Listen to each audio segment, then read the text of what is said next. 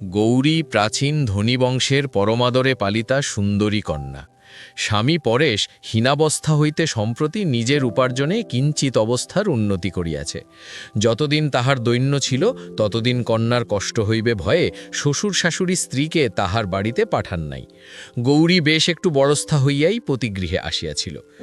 বোধ করি এই সকল কারণেই পরেশ সুন্দরী যুবতী স্ত্রীকে সম্পূর্ণ নিজের আয়ত্তগম্য বলিয়া বোধ করিতেন না, এবং বোধ করি সন্দিগ্ধ স্বভাব তাহার একটা ব্যাধির মধ্যে। পরেশ পশ্চিমে একটি ক্ষুদ্র শহরে ওকালতি করিতেন। ঘরে আত্মীয় স্বজন বড় কেহ ছিল না। একাকিনী স্ত্রীর জন্য তাহার চিত্ত উদ্বিগ্ন হইয়া থাকিত। মাঝে মাঝে এক একদিন হঠাৎ অসময়ে তিনি আদালত হইতে বাড়িতে আসিয়া উপস্থিত হইতেন। প্রথম প্রথম স্বামীর এইরূপ আকস্মিক অভ্যুদয়ের কারণ গৌরী ঠিক বুঝিতে পারিত না। মাঝে মাঝে অকারণ পরেশ এক একটা করিয়া চাকর ছাড়াইয়া দিতে লাগিলেন। কোনো চাকর তাহার আর দীর্ঘকাল পছন্দ হয় না।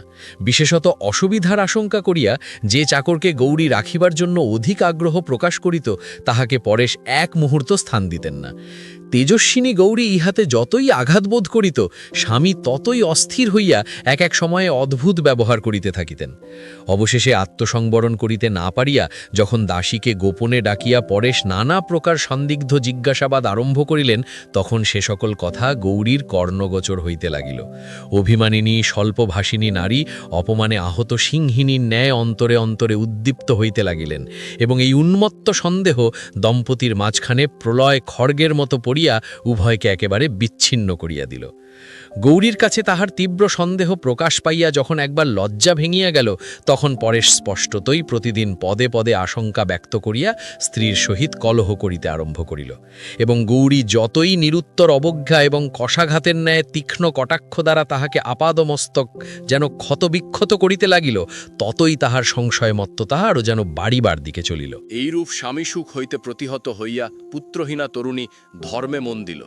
হরিসভার নবীন প্রচারক ব্রহ্মচারী পরমানন্দ স্বামীকে ডাকিয়া মন্ত্র লইল এবং তাহার নিকট ভাগবতের ব্যাখ্যা শুনিতে আরম্ভ করিল। নারী হৃদয়ের সমস্ত ব্যর্থ স্নেহ প্রেম কেবল ভক্তি আকারে পুঞ্জীভূত হইয়া গুরুদেবের পদতরে সমর্পিত হইল। পরমানন্দের সাধুচরিত্র সম্বন্ধে দেশে বিদেশে কাহারও মনে সংশয় মাত্র ছিল না। সকলে তাহাকে পূজা করিত। পরেশ ইহার সম্বন্ধে মুখ ফুটিয়া সংশয় প্রকাশ করিতে পারিতেন না বলিয়াই তাহা গুপ্ত ক্ষতের মতো ক্রমশ তাহার মর্মের নিকট পর্যন্ত খনন করিয়া চলিয়াছিল। একদিন সামান্য কারণে বিষ উদ্গিরিত হইয়া পড়িল। স্ত্রীর কাছে পরমানন্দকে উল্লেখ করিয়া দুশ্চরিত্র ভণ্ড বলিয়া গালি দিলেন এবং কহিলেন, তোমার শালগ্রাম স্পর্শ করিয়া শপথপূর্বক বলো দেখি, সেই বকধার্মিককে তুমি মনে মনে ভালোবাসো না? দলিত ফণিনীর ন্যায় মুহূর্তের মধ্যেই উদ্গ্র হইয়া মিথ্যা স্পর্ধা দ্বারা স্বামীকে বিদ্ধ করিয়া গৌরী রুদ্ধ কণ্ঠে কহিল, ভালোবাসি, তুমি কি করিতে চাও করো। পরেশ তৎক্ষণাৎ ঘরে তালাচাবি লাগাইয়া তাহাকে রুদ্ধ করিয়া আদালতে চলিয়া গেল। অসহ্য রোষে গৌরী কোনো মতে দ্বার উন্মোচন করাইয়া তৎক্ষণাৎ বাড়ি হইতে বাহির হইয়া গেল।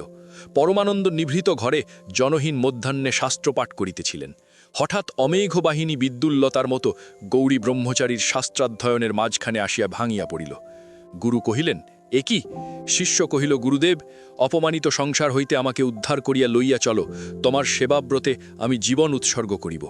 পরমানন্দ কঠোর ভর্ৎসনা করিয়া গৌরীকে গৃহে ফিরিয়া পাঠাইলেন।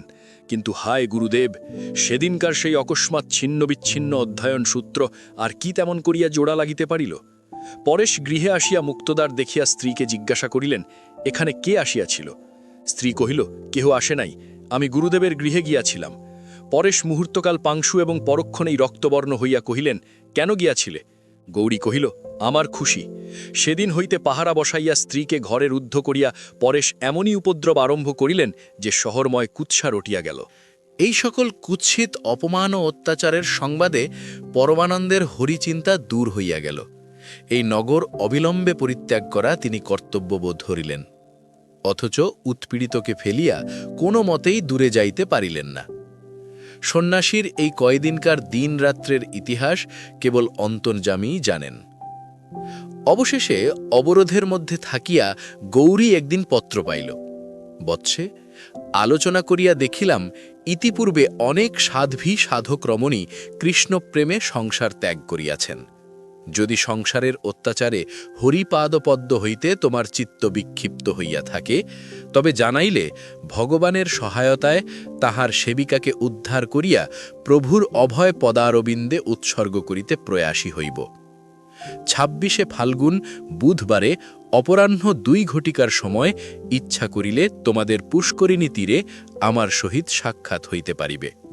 গৌরীপত্রখানি কেশে বাঁধিয়া খোপার মধ্যে ঢাকিয়া রাখিল। ২৬শে ফাল্গুন মধ্যাহ্নে স্নানের পূর্বে চুল খুলিবার সময় দেখিল চিঠিখানি নাই। হঠাৎ সন্দেহ হইল, হয়তো চিঠিখানি কখন বিছানায় স্খলিত হইয়া পড়িয়াছে এবং তাহা তাহার স্বামীর হস্তগত হইয়াছে। স্বামী সে পত্রপাঠে ঈর্ষায় দগ্ধ হইতেছে মনে করিয়া গৌরী মনে মনে এক প্রকার জ্বালাময় আনন্দ অনুভব করিল। কিন্তু তাহার শিরভূষণ পত্রখানি পাষণ্ড হস্তস্পর্শে লাঞ্ছিত হইতেছে, এ কল্পনাও তাহার সহ্য হইল না। দ্রুতপদে স্বামী গৃহে গেল।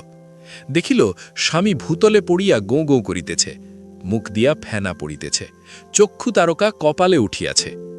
দক্ষিণ বদ্ধ মুষ্টি হইতে পত্রখানি ছাড়াইয়া লইয়া তাড়াতাড়ি ডাক্তার ডাকিয়া পাঠাইল। ডাক্তার আসিয়া কহিল, অ্যাপোপ্লেক্সি। তখন রোগীর মৃত্যু হইয়াছে। সেই দিন মফস্বলে পরেশের একটি জরুরি মকদ্দমা ছিল। সন্ন্যাসীর এতদূর পতন হইয়াছিল যে তিনি সেই সংবাদ লইয়া গৌরীর সহিত সাক্ষাতের জন্য প্রস্তুত হইয়াছিলেন। সদ্য বিধবা গৌরী যেমন বাতায়ন হইতে গুরুদেবকে চোরের মতো পুষ্করিণীর তটে দেখিল, তৎক্ষণাৎ বজ্রচকিতের ন্যায় দৃষ্টি অবনত করিল। গুরু যে কোথা হইতে কোথায় নামিয়াছেন তাহা যেন বিদ্যুৎ আলোকে সহসা এই মুহূর্তে তাহার হৃদয়ে উদ্ভাসিত হইয়া উঠিল। গুরু ডাকিলেন, গৌরী। গৌরী কহিল, আসিতেছি গুরুদেব। মৃত্যু সংবাদ পাইয়া পরেশের বন্ধুগণ যখন সংস্কারের জন্য উপস্থিত হইল, দেখিল গৌরীর মৃতদেহ স্বামীর পার্শ্বে শয়ান। সে বিষ খাইয়া মরিয়াছে।